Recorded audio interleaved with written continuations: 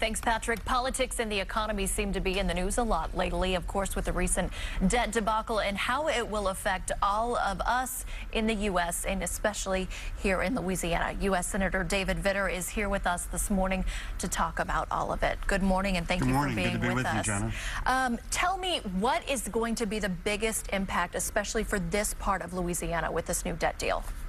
Well, it depends on what happens with debt. If we stay on the current path, interest rates will eventually go up, first for the federal government, making the debt situation worse, but eventually for all of us. Home mortgage interest rates, car payments, and that's another huge drag on the economy. It's a tax to American and Louisiana families, and it's a real brake on the economy. That's the last thing we need.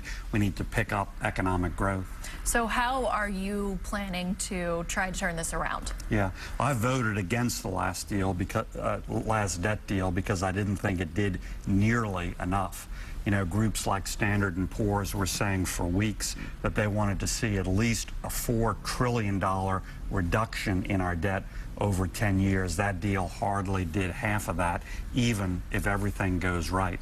I think we need to go back to work and do two things: more cuts and budget reform, real cuts, real budget reform, much more meaningful than this last debt deal, and pro-growth economic policy, things like tax reform that can get the economy moving again, grow jobs, and of course, as you grow jobs, you grow revenue as well. I mean, obviously all of that comes into play. Where would the cuts be made?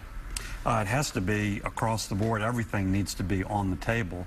That, unfortunately, is going to have to mean entitlement reform also, particularly Medicare. Medicare over time is a huge cost driver. Costs are going through the roof because of medical inflation. If we don't reform the system, we're not going to have Medicare. So it's a matter of saving Medicare for future generations. I think we need to say to current retirees, those about to retire, say 55 and older, you're set. The rules are not going to be changed on you in any way. We need to give them that confidence and that reassurance. But then to save Medicare for future generations, other generations like me and my kids, we need reform. So it needs to be there, as well as discretionary programs. Okay, I know a lot of tough decisions coming up in Washington. Yeah. Thank you so much for coming in. Thanks, Jenna, very much. Well, we will be